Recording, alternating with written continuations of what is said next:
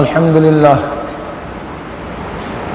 لله نحمده ونستعينه ونستغفره ونعوذ بالله من شرور أنفسنا من يهد الله فلا مضل له ومن يضلله فلا هادي له ونشهد أن لا إله إلا الله وحده لا شريك له ونشهد أن سيدنا مولانا محمدا عبده ورسوله أعوذ بالله من الشيطان الرجيم بسم الله الرحمن الرحيم يا أيها الذين آمنوا صلوا عليه وسلموا تسليما شهد الشريف اللهم صل على سيدنا ونبينا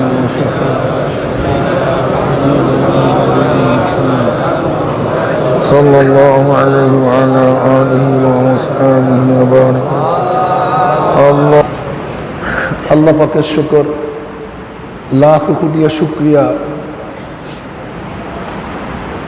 যে মাওলাই কারীম আপনাকে আমাকে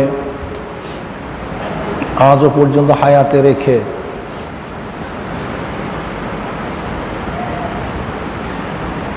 রোজা রাখার তৌফিক আল্লাহ পাক দান করছেন। এর জন্য শুকরিয়া দান সবাই বলে আলহামদুলিল্লাহ।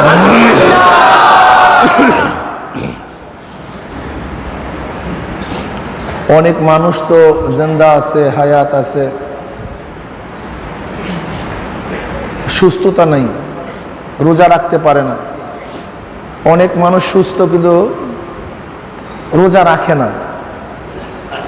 কিন্তু আল্লাহ পাক আপনাকে আমাকে হায়াতেও রেখেছেন, সুস্থও রাখছেন, রোজা রাখার তৌফিক দান করেছেন। এর জন্য বন্দার উচিত সবসময় আল্লাহ পাক শুকরিয়া আদায় করা, সবসময়। লা ইন শাকারতুম লা আযীদান্নাকুম ওয়া লা ইন কাফারতুম ইন্না আযাবি লাশাদীদ। সব সময় নেয়ামতের শুকরিয়া আদায় করা চাই। বুখারীর মধ্যে রওয়ায়াত আছে,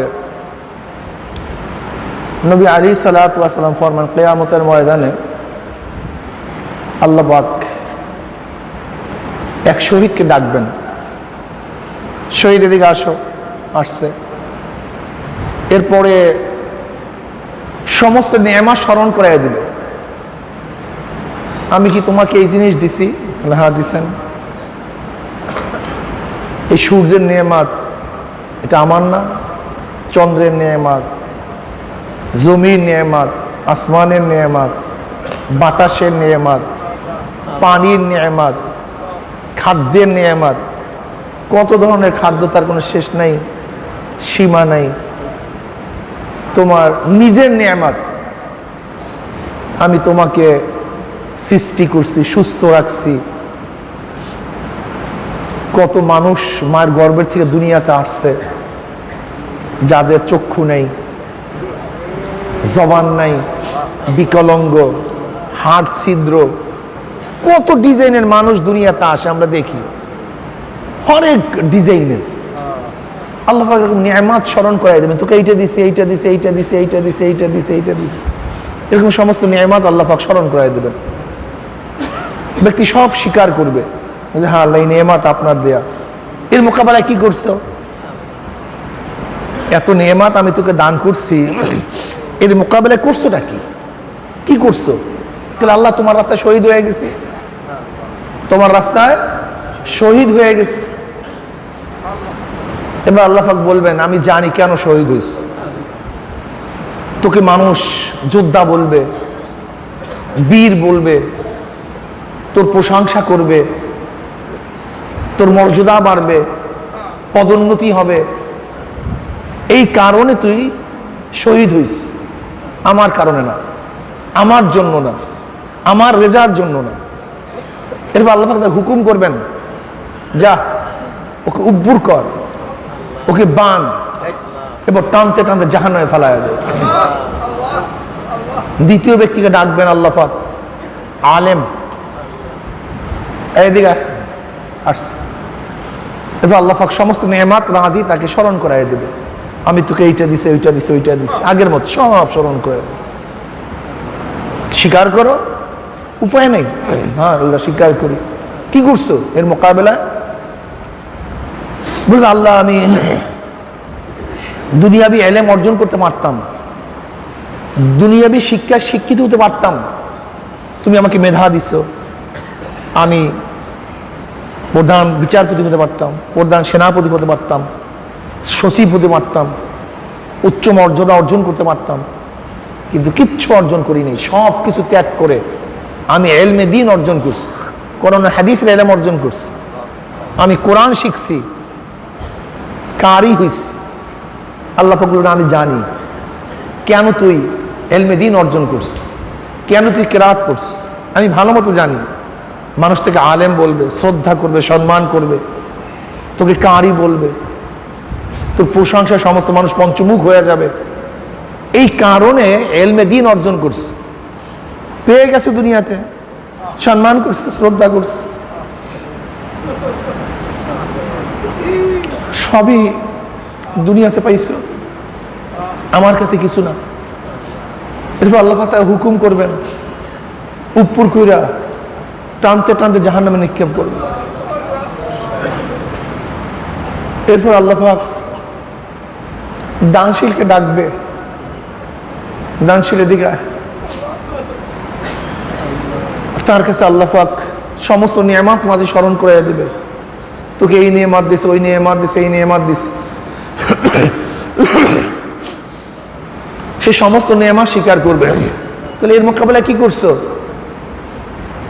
তাহলে আল্লাহ তুমি পছন্দ করো এমন কোনো খাত নাই যেই খাতে আমি খরচ করিনি, তোমার পছন্দনীয় এমন কোনো খাত নাই যেই খাতে আমি খরচ করি নাই। আল্লাহ পাক বলবেন আমি জানি কেন খরচ করছ। মানুষ তোকে সকি বলবে, দানশীল বলবে, তোর প্রশংসা করবে, এই কারণে তুই দান করছিস। মানুষ তোকে প্রশংসা করছে, সকি বলছে, দুনিয়াতে পেয়ে গেছো, আমার কাছে কিছু না। এরপরে হুকুম দেওয়া হবে, উপর করিয়া টানতে টানতে জাহান্নামে নিক্ষেপ করবে। আল্লাহ পাক নিয়ামত রাজিকে স্মরণ করাই দিবেন। নিয়ামত, ওয়া ইন তাউদ্দু নি'মাতাল্লাহি লা তুহসুহা। আল্লাহ পাক এত নিয়ামত আমাদেরকে দান করছেন, যে নিয়ামতের কোনো শেষ নেই, সীমা নেই। বাইজিদ বুস্তামি রহমতুল্লাহ আলাই কথিত আছে, বাইজিদ বুস্তামি রহমতুল্লাহ আলাই একদিন মসজিদে বসিয়া জুতার জন্য কান্নাকাটি করছে। আল্লাহ তুমি আমাকে বানাইছো, একজোড়া জুতাও আমার নাই, এত গরিব বানাইছো, অনেক কান্নাকাটি করছে। মসজিদ থেকে নামস, আফসোস মনের মধ্যে জুতা নেই। মসজিদে নামিয়েই দেখে এক ব্যক্তির পাও নেই, এক ব্যক্তির পাও নেই। অমনি দৌড়ে আবার মসজিদে উঠছে, আমার সে গাদ্দারও কেউ নেই, আমার সে বড় গাদ্দারও কেউ নাই। আমি আল্লাহর কাছে মসজিদের মধ্যে জুতার জন্য কান্নাকারি করছি, অথচ এই ব্যক্তি তো পাওই নাই। আল্লাহ পাক আমাকে পাও দান করছে, আমি হাঁটতে পারি, এই ব্যক্তি তো হাঁটতেই পারে না। এর জন্য সবসময় দুনিয়ার ব্যাপারে নিচের দিকে খেয়াল রাখা, আর আখিরাতের ব্যাপারে উপরের দিকে খেয়াল রাখা। দুনিয়ার ব্যাপারে নিচের দিকে খেয়াল রাখা মানে আমার বিল্ডিং একতলা, দুইতলা বিল্ডিং এর দিকে খেয়াল না রাখা, যে আমার একতলা মাত্র, ওই ব্যক্তির দুইতলা, আমার দুইতলা মাত্র, ওই ব্যক্তির তিনতলা, আমার তো প্রসাদনী নেই বিল্ডিং এর মধ্যে, ওই ব্যক্তি তো মরমর পাথরের বিল্ডিং করছে। উপরের দিকে যদি তাকান শুকরিয়া আসবে না, বরং আপনার মধ্যে আরো গাদ্দারি আসবে, বেশুকরিয়া আসবে, আরো চাহিদা বাড়বে। কিন্তু আমরা একতলা বিল্ডিং, আপনি টিনের ঘরের দিকে তাকান, আল্লাহ পাক তোমাকে বিল্ডিং দিছে, কিন্তু ওই ব্যক্তি কিন্তু টিনের ঘর, যার টিনের ঘর আছে সে বিল্ডিং এর তাকায়ান না, বরং পোয়াল নাড়া সোনের ঘরের দিকে তাকান। আল্লাহ তোমাকে টিনের ঘর দান করছে, অমুক কিন্তু সোনের ঘর। যার ঘর আছে সে ব্যক্তি, যার ঘর নাই তার দিকে তাকান, তাহলে মাওলা শুকরিয়া আসবে। যদি দুনিয়ার ব্যাপার উপরের দিকে তাকান, শুকরিয়া আসবে না। যেমন বাইজিদ বুস্তামি রহমতুল্লাহ আলাই জুতার জন্য কান্নাকারি করছে, কিন্তু যখনই দেখছে পাও নাই, জুতার কথা ভুলে গেছে, শুকরিয়া চলে আসছে। ঈসা আলাইহিস সালাতু ওয়াস সালাম তারিকুদ দুনিয়া ছিলেন, সবচেয়ে বেশি তারিকুদ দুনিয়া ছিলেন ঈসা আলাইহিস সালাতু ওয়াস সালাম। একদিন প্রচন্ড বর্ষা শুরু হয়ে গেছে, ঝড় ঝাপটা শুরু হয়ে গেছে। আশ্রয় গ্রহণ করার জন্য একটা তাঁবুর দিকে দৌড় দিচ্ছেন, তাঁবুর মধ্যে আশ্রয় গ্রহণ করবে। গিয়া দেখে সেখানে এক যুবতী মহিলা, তো যুবতী মহিলার কাছে থাকবে কিভাবে, সেখান থেকে বের হয়ে আসছে, ঢুকছে এক পাহাড়ের গুহার মধ্যে, গিয়া দেখে সেখানে এক সিংহ। এবার ঈসা আলাইহিস সালাতু ওয়াস সালাম সিংহের পিঠের উপরে হাত রেখে বলতেছেন, মাওলা হে, তোমার মাখলুকাতের প্রত্যেকের জন্য কোনো না কোনো আশ্রয়স্থল রাখছো। ওই যুবতীর জন্য তাঁবু, সিংহের জন্য গুহা, তোমার প্রত্যেকটা মাখলুকাতের জন্য যে কোনো এক আশ্রয়স্থল রাখছো, কিন্তু তোমার বন্দে ঈসার জন্য কোনো আশ্রয়স্থলও রাখো নাই, তার জন্য কোনো জায়গাই নেই। এবার আল্লাহ পাক রব্বুল আলামিন ওহী নাযিল করলেন, ঈসা শোন, তোর এই ত্যাগের কারণে আমি মাওলা পাক রব্বুল আলামিন জান্নাতের মধ্যে তোকে 100 আমার হাতে বানানো নির্মিত হুরদেরকে তোর সাথে বিবাহ দেব, 100, যার রূপ এবং সৌন্দর্য কেউ কোনোদিন বর্ণনা করতে পারবে না, আমার নিজের হাতে বানানো। তার অলিমা আমি নিজে করব, এই বিবাহের অলিমা আমি নিজে করব। অলিমার সময় হবে 4000 বছর। কত বছর? ওই 4000 বছরের প্রত্যেকটা দিনের সময় দুনিয়ার বয়সের সমতুল্য।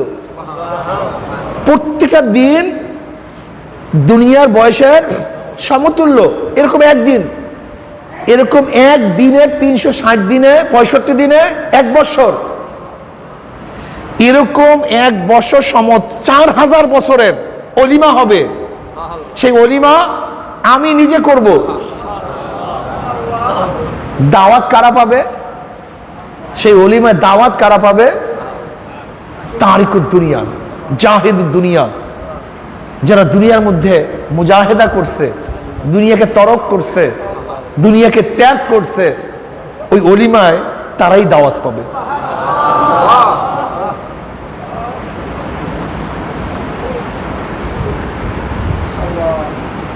ঈসা আলাইহিস সালাতু ওয়াস সালাম আর ইয়াহইয়া আলাইহিস সালাতু ওয়াস সালাম দুইজন খালাতো ভাই ছিলেন। ঈসা আলাইহিস সালাতু ওয়াস সালাম, ইয়াহইয়া আলাইহিস সালাম দুইজন কি খালাতো ভাই। একদিন বাজারের মধ্যে দুইজনে হাঁটতেছেন একই সাথে। ইয়াহইয়া আলাইহিস সালাতু ওয়াস সালামের সাথে কোন এক মহিলার ধাক্কা লাগছে। এবার ইয়াহইয়া আলাইহিস সালাম বলতেছেন, ভাই তুমি কোথায়, কোথায় তুমি, কিছুই খেয়াল রাখো না? কল ওই জাতে পাকের কসম, যার কুদরতি হাত আমার জীবন, আসলে আমি কার সাথে ধাক্কা লাগছে আমার কোনো হুঁশ নেই। আসো তুমি এখানে, তোমার হুঁশ নাই? বলে দেখো, ওই সত্তাকে বাদ দিয়ে যদি এক মুহূর্তের জন্য আমার খেয়াল অন্যদিকে যায়, তাহলে আমি মনে করি কি যদি হারিয়ে ফেলছি।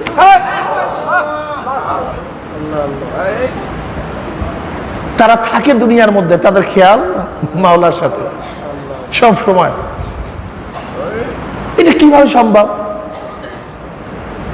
সম্ভব কিভাবে? আব্বাজান রহমাতুল্লাহ আলাই, দাদাজান রহমাতুল্লাহ চমৎকার একটা উদাহরণ দিতেন, এটা সম্ভব কিভাবে। চমৎকার। তোমার একটা ছেলে খুব আদরের, অনেক মহব্বত করে, হঠাৎ ছেলে অসুস্থ, ডাক্তার বলতেছে এই সময়ের মধ্যে যদি এই ঔষধ না আনা হয় তাহলে তোমার ছেলে মারা যাবে। এই সময়ের মধ্যে যদি ঔষধ না আনা হয় তাহলে তোমার ছেলে মারা যাবে। ব্যক্তি রওনা করছে, তো শুরু করছে ঔষধ আনার জন্য। চলতেছে চলতেছে, এর মধ্যে সে রিক্সায় চড়ছে, খেওয়া পার হইছে, রিক্সাওয়ালাকে টাকা দিছে, টাকা গুনছে, ফেরত নিছে, খেয়ায় উঠছে, টাকা দিছে, টাকা ফেরত নিছে। ঔষধের দোকানে গেছে, ঔষধ দেখছে, ডেট দেখছে ঔষধ ঠিক আছে কিনা, ঔষধওয়ালাকে টাকা দিছে, টাকা গুনছে, টাকা ফেরত নিছে, ভুল করে অন্যদিকেও যায় নাই। আবার গাড়িতে, রিক্সায়, হেঁটে, খেয়ায় বাড়িতে চলে আসছে।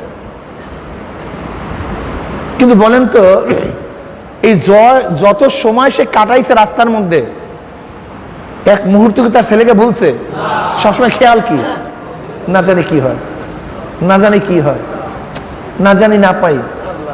দেখেন সবই করছে দুনিয়ার, সব কিছু করছে, কিন্তু তার অন্তরটা বাচ্চার দিকে, বাচ্চার সাথে। ঠিক আল্লাহওয়ালারা দুনিয়ার মধ্যে সব কিছু করে, সব কিছু। তাদের সংসার আছে, ছেলে আছে, মেয়ে আছে, স্ত্রী আছে, ঘর আছে, চাকরি আছে, নৌকারি আছে, ব্যবসা আছে, বাণিজ্য আছে, সব কিছু আছে স্বাভাবিক মানুষের মতো। কিন্তু তার সব সময় খেয়াল আমার মাওলার দিকে। আমাকে কে বানাইছে, কেন বানাইছে, আমার কি করা উচিত ছিল, আমি কি করতেছি, আমার কি উপায় হবে, আমার মাওলা আমাকে রাজি না বেজার। বাস অন্তরটা সবসময় লটকানো, অন্তর সবসময় মাওলার দিকে লটকানো, খেয়াল সেই দিকে। ব্যাস দেখেন আল্লাহ ওয়ালাদের মধ্যে আমাদের মধ্যে বহুত বহুত পার্থক্য, বহুত বহুত পার্থক্য। তারা যা কিছু করে সব মাওলার জন্য করে, যা কিছু করে মাওলার জন্য করে।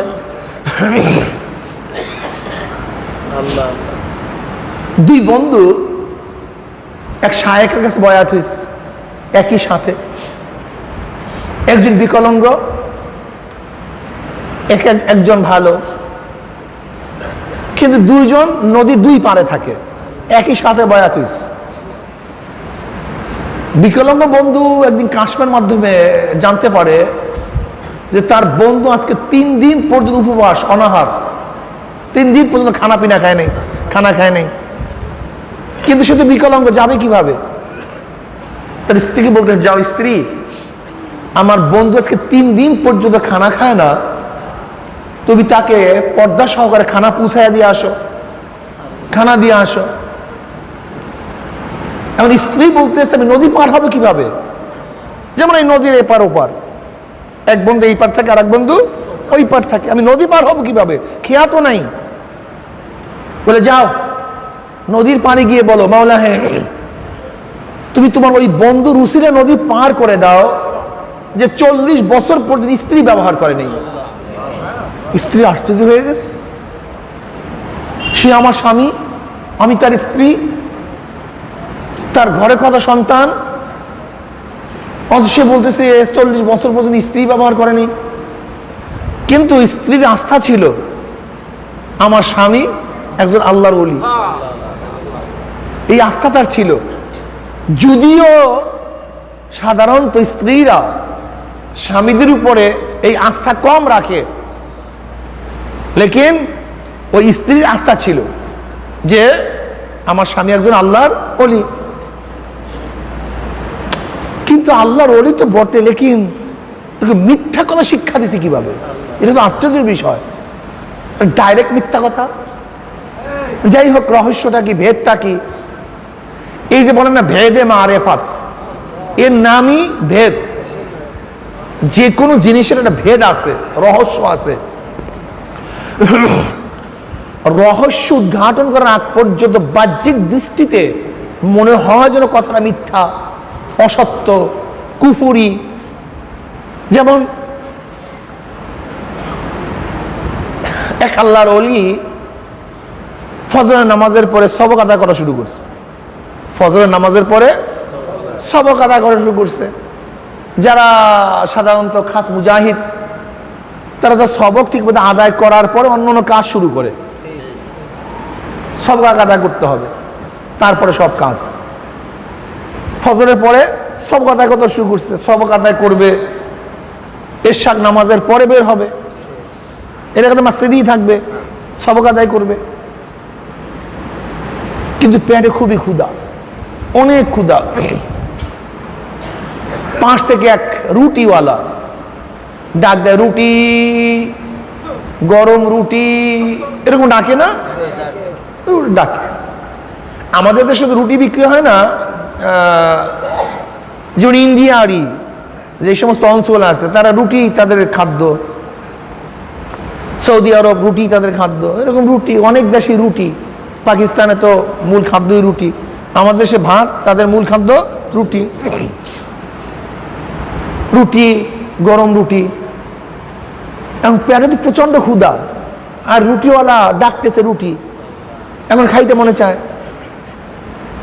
এখন আল্লাহর ওলি বলতেছে নফসকে যে আগে সবক আদায় করি তারপরে রুটি খাই, কিন্তু নফস বলতেছে না, তুমি ক্ষুধার্থ, আগে তুমি রুটি খাও তারপরে সবক আদায় করো। কিন্তু সে বারবার নফসকে বলতেছে না, থাম, একটু অপেক্ষা কর, আগে সবক শেষ হোক তারপরে রুটি খাই। কিন্তু চাহিদা নফস, সে কি চায়? আগে রুটি খাই তারপরে সবক আদায় করি। লাগছে দুইজনের মধ্যে গ্যাঞ্জাম। আর রুহু বলতেছে আগে সবক, নফস বলছে আগে রুটি। কি দ্বন্দ্ব লাগে না? এরকম যেমন আমাদের সবসময় করে লাগে এই দ্বন্দ্বটা। কেমন দ্বন্দ্ব? আজান হয়ে গেছে, দোকান খোলা, নফস বলছে ঠিক আছে একটু পরে যা, আগে। আমরা তো খেয়াল করি না, কিন্তু আল্লাহ তো খেয়াল করে। পার্থক্য তো এই ঘটনা সবসময় আমাদের মধ্যেই ঘটে। আবার মন চাই, রুহ চায় যে আগে নামাজে যাই, এই কন্ট্রাডিকশন সবসময় কিন্তু আমাদের মধ্যে চলতে থাকে। এই জামাতের সময় হয়ে গেছে, রুহ টান দিছে, চলো জামাতে যাই, আবার নফস একটু একটু, এই একটু, এই একটু, এরকম সবসময় হয়, সব কাজেই হয়। কিন্তু যাদের রুহ সবল তারা ধরতে পারে, কিন্তু আমাদের রুহ তো দুর্বল, এজন্য আমরা ধরতে পারি না। সমস্যা এই, কারণ নফস তো 3 প্রকার: নফসে আম্মারা, নফসে লাওয়ামা, নফসে মুতমাইন্না। নফসে আম্মারা, নফসে আম্মারার কাজ হলো সব সময় গুনার আদেশ করা, সব সময় গুনার আদেশ করা। সে গুনাহ ছাড়া বুঝেই না, সবসময় গুনাহ গুনাহ গুনাহ। এই নফসে আম্মারার সাথে মুজাহিদা করার পরে, সাধনা করার পরে এটা পরিবর্তন হয়ে নফসে লাওয়ামায় পরিবর্তন হয়। নফসে লাওয়ামা মানে, নফসে লাওয়ামা মানে সে যখন নেক করে আরাম পায়, যখন গুনাহ করে চুপ থাকে, কিন্তু যখনই গুনাহ হয়ে যায় তখন আফসোস করে, আহা করলামটা কি, করলামটা কি, তওবা করে, আমার ভুল হয়ে গেছে, আমার অন্যায় হয়ে গেছে। নফসে আমরা সবসময় গুনাহ, সে নেকের দিকে যায়ই না। কিন্তু যখন এটাকে মুজাহিদা করে, একটু পরিবর্তন হয়ে উন্নতি হয়, তখন অবস্থাটা কি হয়? তখন আফসোস আসে। গুনাহ করার পরে আফসোস আসে, গুনাহ করার সময় চুপ, কিন্তু যখনই গুনাহ হয়ে যায় তখন তওবা করে, আফসোস করে, কান্নাকাটি করে, মাওলা মাফ করে দে। যদি ঠিক মতো তওবা করার মতো তওবা করতে পারে, আমার মাওলা মাফ করে দেবে। আর নফসে মুতমাইন্না, সে কোনো সময় গুনার দিকেই যায় না, গুনাহ করতেই পারে না, সে গুনাহ করতেই পারে না। সবসময় ন্যাক আর ন্যাক, ন্যাক আর ন্যাক, ন্যাক আর ন্যাক, সব সময় ন্যাক। এটা গুনার কাছেও যায় না, এটা গুনার কাছেও যায় না। এদের সংখ্যা কম, নফসে লাওয়ামার সংখ্যা বেশি, আর নফসে আম্মারের অবস্থা তো খুবই খারাপ। এদের তো হদ নাই, সীমা নাই, এটা মারাত্মক অবস্থা। এখন এই আল্লাহর ওলির নফস এবং রূহ, নফস এবং রূহ, আমাদের 2টা জিনিস আছে। আমাদের মধ্যে কয়টা জিনিস?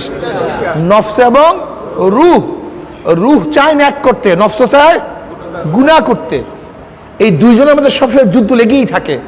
সব সময় যুদ্ধ চলতে থাকে, কিন্তু কেউ টের পায়, কেউ টের পায় না। কেউ রূহ তো একেবারে দুর্বল, একেবারে নাই, মরে গেছে, অবস্থা খুবই খারাপ।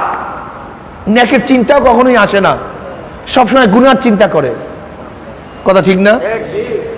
কিন্তু যাদের রূহ সবল আছে, মাঝে মাঝে ধাক্কা দেয়, চিন্তা করে কি করলাম, কেন করলাম, কি উচিত ছিল, এটা হইল কেন, ব্যাস সবসময় ধাক্কা দেয়। তার মধ্যে তো লাগছে যে আগে জিকির, তারপরে রুটি, কিন্তু নফসা বলতেছে কি, কথা বলেন, তারপরে রুহ কি বলতেছে, লাগছে। এখন তার মধ্যে জজবা চলে আসছে, জজবা চলে আসছে, মানাতেই পারে না। নফস বারবার আগে রুটি, আগে না মসজিদ থেকে রুটি খা, তারপরে জিকির কর, মানাতেই পারে না। তার মধ্যে জজবা চলে আসছে, এ নফস, তোর কথাই মানতে হবে, তোর কথাই অনুসরণ করতে হবে, তোর কথা মতো বের হতে হবে। তুই কি আমার খোদা, তুই কি আমার খোদা, তুই কি আমার আল্লাহ, আমি কি তোর বান্দা, আমি তো তোর গোলাম, লেগে গেছে। এখন জজবার হাতে বলছে, তুই আমার খোদা না, আমি তোর বান্দা না, তুই আমার খোদা না, আমি তোর বান্দা না, তুই আমার খোদা না, আমি তোর বান্দা না। কি বুঝলেন? যদি কেউ বলে তুই আমার খোদা না, আমি তোর বান্দা না, বাহ্যিক দৃষ্টি অবস্থা কি লাগছে বলেন তো? লাগছে ভেজাল, কি ভেজাল লাগছে না? তুই আমার খোদা না, আমি তোর বান্দা না। এখন মসজিদে বসে কেউ যদি বলে তুই আমার খোদা না, আমি তোর বান্দা না, তার মানে সে কি বলবে? কথা বলেন না কেন? ডাইরেক্ট কাফের। তুই আমার খোদা না, আমি তোর বান্দা না, তুই আমার খোদা না, আমি তোর বান্দা না, জজবার মধ্যে চলতেছে। এখন তো মানুষ আশেপাশে শুনতেছে, আরে কি করতেছে শয়তান, মসজিদে বসিয়া কইতেছে তুই আমার খোদা না, আমি তোর বান্দা না। যুবকরা ধইরা মসজিদ থেকে নামাইয়া ঠিক মতো পিটান দিস, পিটাইছে, অনেক পিটান দিস।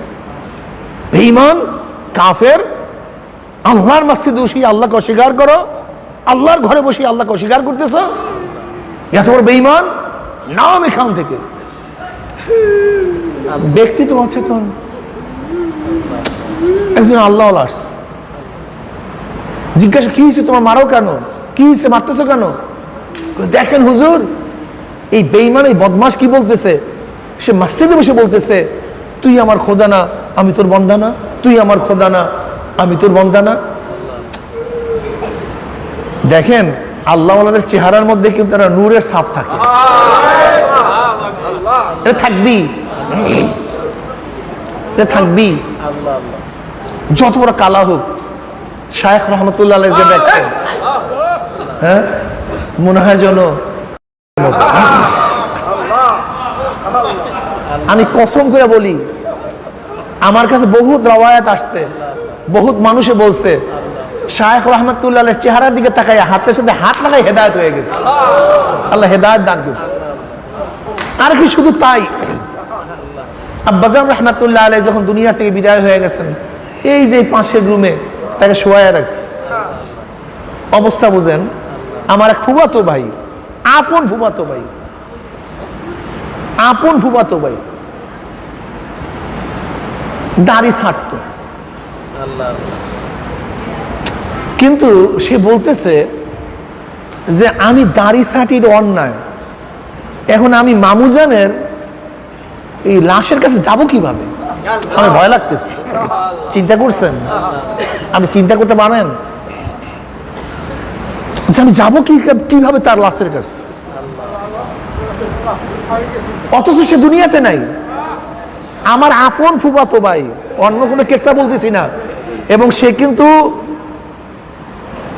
ভালো শিক্ষিত, যাই হোক অনেক বড় শিক্ষিত, ইউনিভার্সিটির ছাত্র, মাদ্রাসা থেকে ডবল কামেল, অনার্স মাস্টার্স ঢাকা ইউনিভার্সিটির।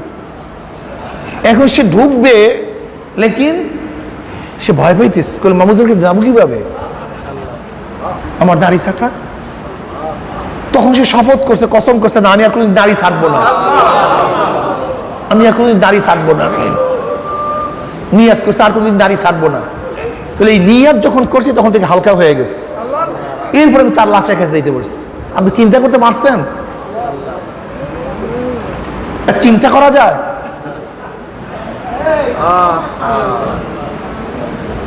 এই ঘটনাগুলো চিন্তা করা যায়? এখন তার চেহারার মধ্যে তো ভিন্ন একটা নূর দেখা যায়।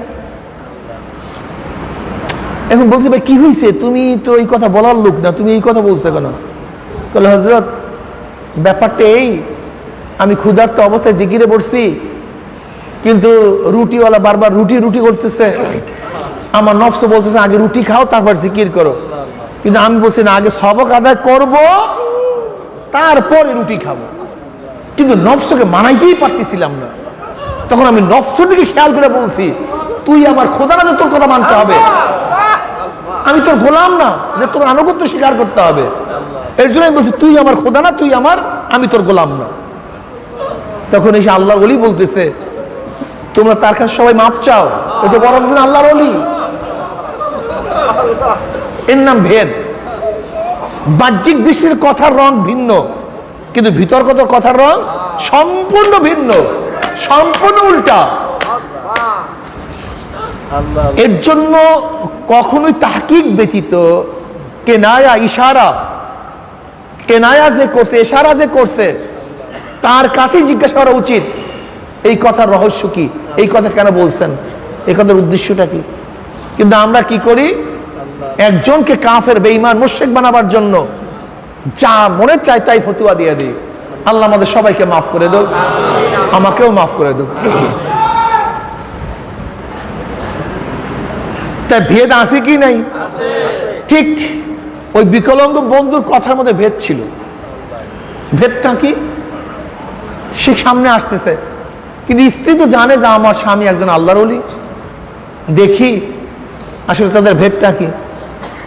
নদীর পাড়ে গিয়া এখন স্ত্রী শিখাই দিছে, যা স্বামী যা শিখাই দিছে, নদীর পাড়ে গিয়া বলতেছে, মাওলা তুমি তোমার ওই অলির ওসিলায়, বন্ধুর ওসিলায় আমাকে নদী পার করে দাও, যে 40 বছর পর্যন্ত স্ত্রী ব্যবহার করে নাই।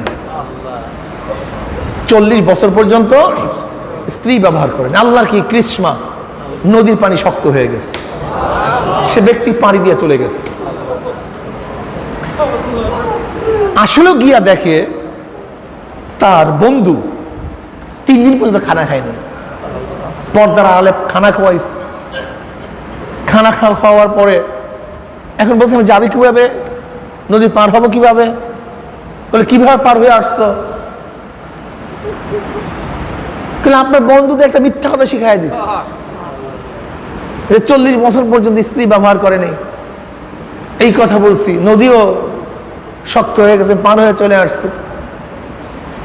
যাও এবার নদীর কিনারে গিয়ে বলো, মাওলা হ্যাঁ তুমি তোমার ওই বন্ধুর উসিলে নদী পার করে দাও, যে 40 বছর পর্যন্ত খানা খায় নাই। মহিলা তো এবার আরো আশ্চর্য হয়ে গেছে, যে আগে পরে তো খানা খাইছি, খোদা আমার সামনে তো খানা খাইছে, বলছে 40 বছর পর্যন্ত খানা খায়। এখন মহিলা চিন্তা করছে এক মিথ্যা তো বলার কারণে পার হয়ে গেছি, দেখি আর এক মিথ্যার অবস্থাটা কি। গিয়া সে বলতেছে, মাওলা হে তুমি তোমার ওই বন্ধুর উসিলা নদী পার করে দাও, যে 40 বছর পর্যন্ত খানা খায়নি। আল্লাহ কি কৃষ্ণ, নদীর পানি শক্ত হয়ে গেছে, সে পার হয়ে চলে আসছে। এবার স্ত্রী স্বামীর কাছে বলতেছে, স্বামী তুমি আমার স্বামী, আমি তোমার স্ত্রী, তোমার ঘরে করো সন্তান, তোমার আমার সম্পর্ক সম্পর্কে তুমি ভালো জানো, আমিও ভালো জানি, অথচ তুমি ডাইরেক্ট মিথ্যা করে শিক্ষা দিছো, 40 বছর পর্যন্ত আমাকে ব্যবহার করো নাই। আর কি আজীব, সেই মিথ্যা বলার কারণে আমি তো নদীও পার হয়ে গেলাম। আমার তোমার বন্ধু তো আগে পরে খানা খাইছি, কোথায় আমার সামনেও খানা খাইছে, অথচ বছর 40 বছর পর্যন্ত খানা খাই নাই।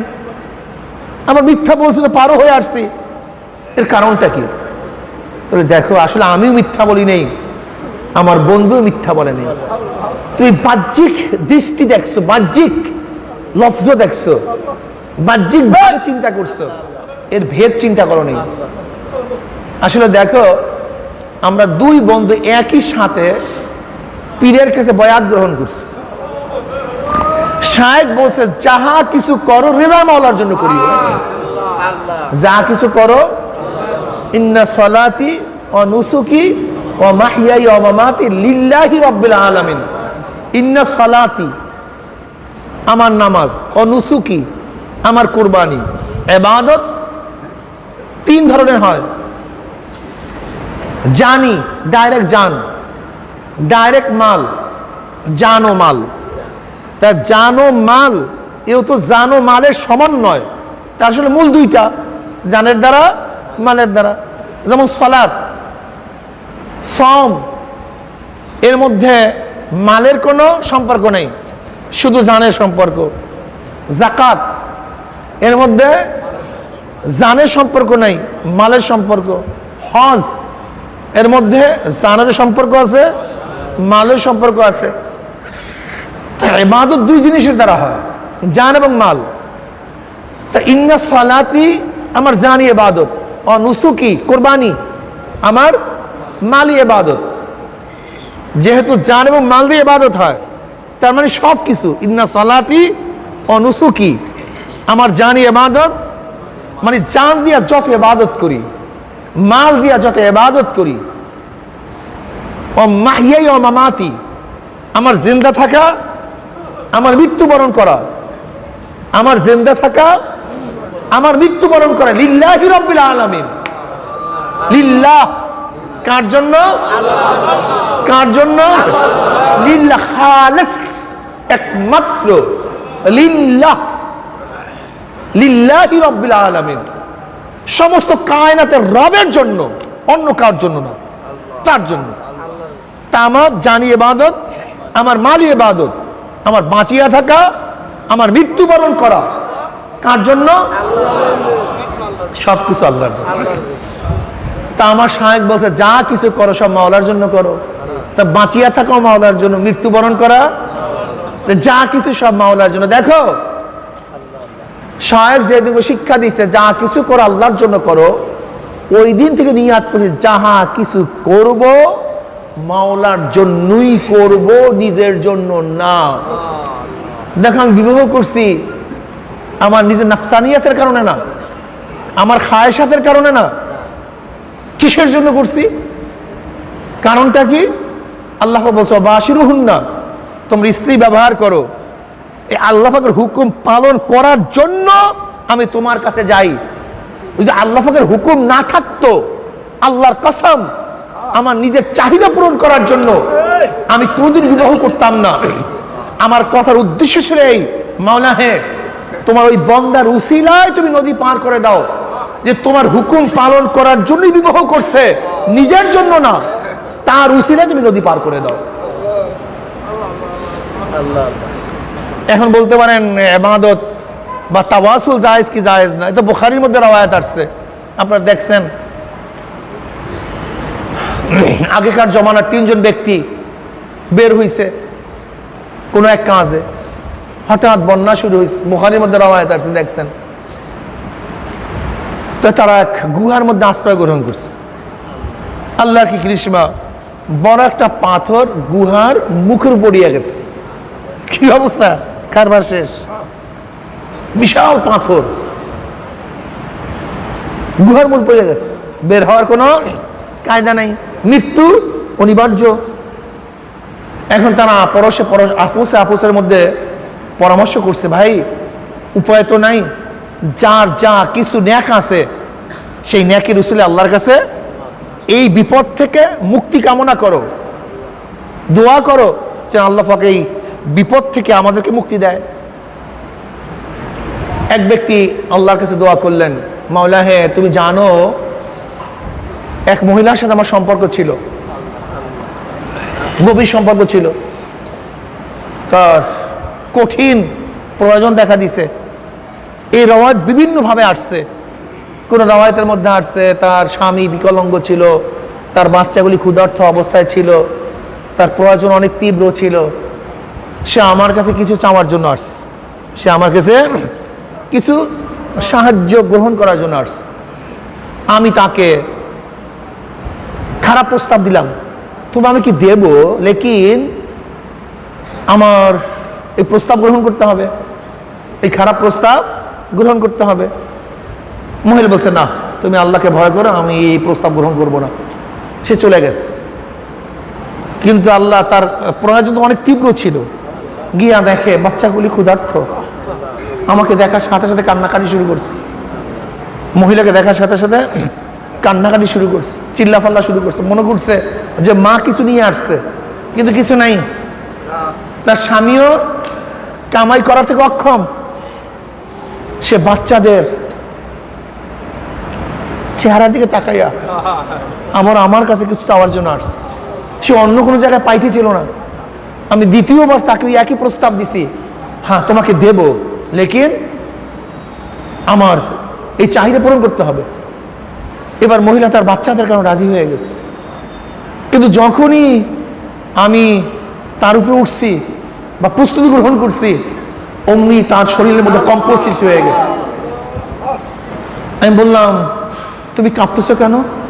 সে বলছে, আল্লাহ পাকের হালাল পন্থা ব্যতীত অন্য কোনো পন্থা গ্রহণ করা ঠিক না। আমি আল্লাহর ভয়ে আমি কাঁপতেছি। মনে হয় যেন তার সমস্ত 360টা জোর আলাদা হয়ে যাবে, এই অবস্থা তার মধ্যে সৃষ্টি হয়েছে। হঠাৎ আমি চিন্তা করছি, এ ভুকা, গরিব, দরিদ্র, সে যদি আল্লাহকে এত ভয় করতে পারে, তাহলে আমার তো তার চেয়ে অনেক বেশি ভয় করা উচিত। আমার তো তার চেয়ে অনেক বেশি ভয় করা উচিত। আমি তখন তোমার ভয়ে এই খারাপ কাজ থেকে নিজেকে বিরত রাখছি। যদি একমাত্র তোমার জন্যই করে থাকি, তাহলে আল্লাহ এই বিপদ থেকে তুমি আমাদেরকে মুক্তি করো। আল্লাহ পাক রব্বুল আলামিন দোয়া কবুল করলেন। সাথে সাথে পাথর কিছু ফাঁকা হয়ে গেছে। কিন্তু যেই পরিমাণে ফাঁকা হয়েছে, তার থেকে বের হওয়া সম্ভব না। আর একজন বলছে, মা আল্লাহ, তুমি জানো আমি আমার বাপ মাকে আগে না খাওয়িয়ে আমি আমার বাচ্চাদেরকে দুধ পান করাতাম না।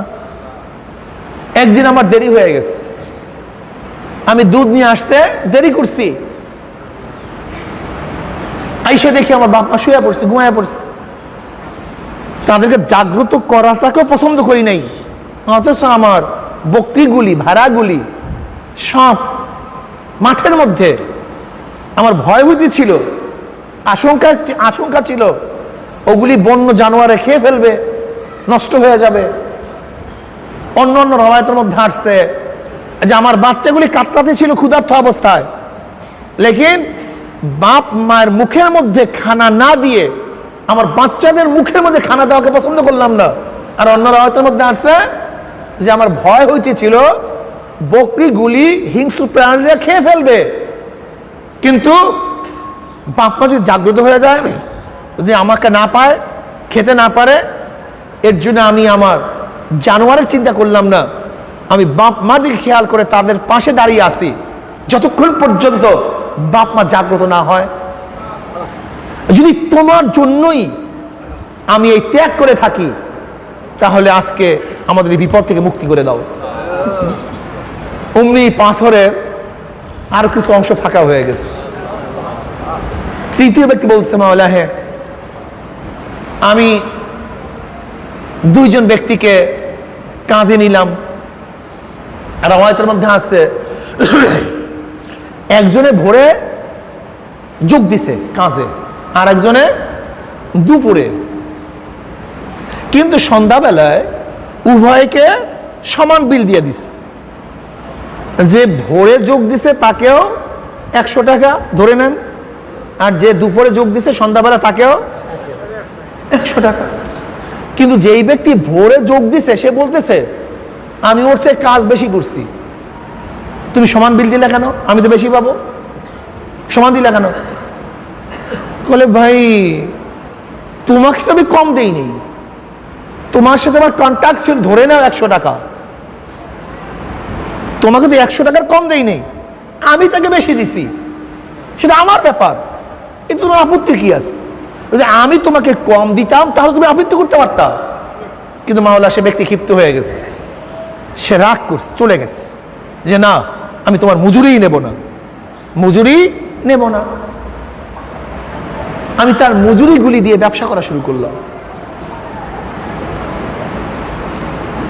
সেই ব্যবসা অনেক বরকত হয়েছে, অনেক ছাগল, অনেক দুম্বা, অনেক ভেড়া হয়েছে।